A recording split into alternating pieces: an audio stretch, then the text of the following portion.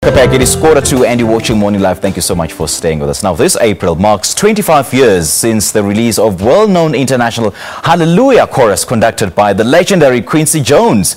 The arrangement of this rendition was done 10 times. Now, the success of that album led to its co-executive producer, Gail Masondo, to come to South Africa to produce yet another album where it featured the likes of Hugh Masikela, Lady Smith Black Mambazo, Benjamin Dube, just to name a few. Now, Gail, who's now currently residing in Johannesburg, joins me now to share more on the 25th anniversary celebration of the Handel Messiah's Hallelujah. A very warm welcome to you, Gail. Thank you. Welcome to Morning Live. Thanks. Thanks for having me. Take us through your earliest memories of Hallelujah. You know, it marks 25 years this weekend that we recorded the Hallelujah chorus in the AMN studios. Those are the same studios where We Are the World, the legendary We Are the World, was also recorded. And I think my fondest memories was working, you know, when you're an executive producer, you're in charge of the budget. And so being in charge of the budget, I had to choose certain producers and arrangers to come on and create a more 21st century vibe of the whole Handel's Messiah, the whole album.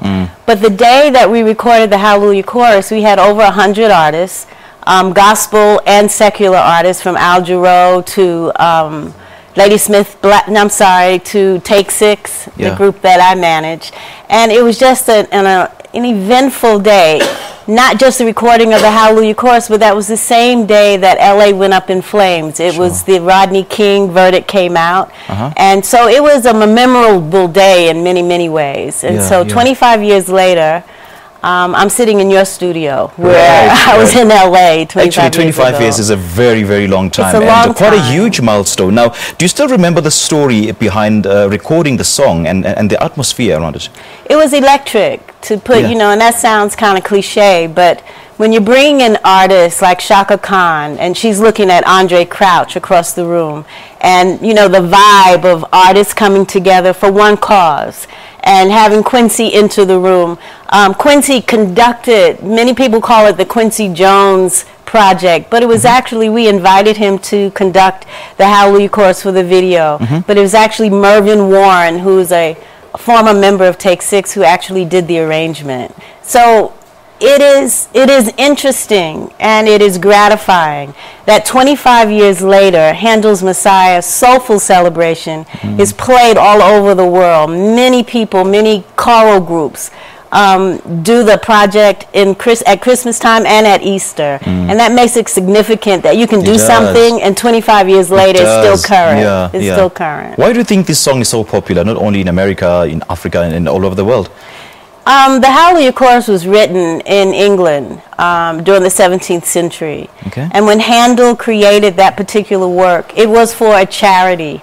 And I think because it was done for a good cause, it continues to gravitate toward that kind of synergy. People want to sing it.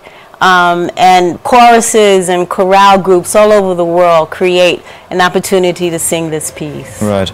Now, you later moved to South Africa to work on a lead-up album with other renowned artists. What is it like? You know, because Handel's Messiah Soulful Celebration, the Hallelujah chorus was so significant, winning many awards. I was invited by an expatriate of South Africa to come and do a similar project to celebrate the new South Africa at that time.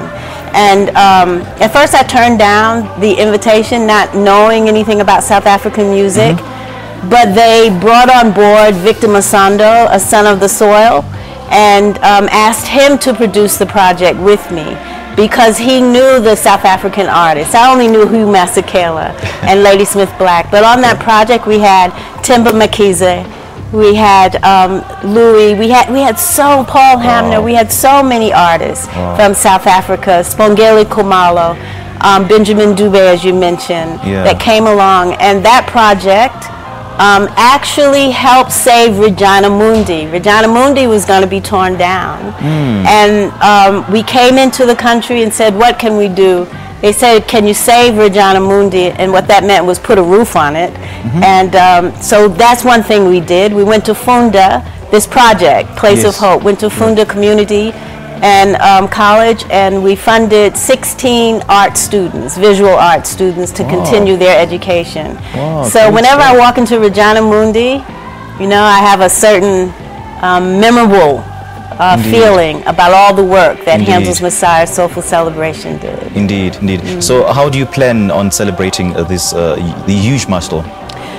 We've been invited to create the same 16 songs with the Hallelujah Chorus at the Kennedy Center in December. So that's an exciting thing to do. I'm hoping, because I'm married now to Victor Masondo, the producer of Place of Hope, I'm hoping to kind of pull him a little bit, that we can create a same type of project, Handel's Messiah, here in South Africa, using South African rhythms, because we used every genre of Black American music for Handel's Messiah Soulful Celebration. So you might as well just celebrate your wedding anniversary. Well, yeah, we could do that too. We could do that too. All right, Gail, great chatting to you. Thank you for your time. Thanks a lot.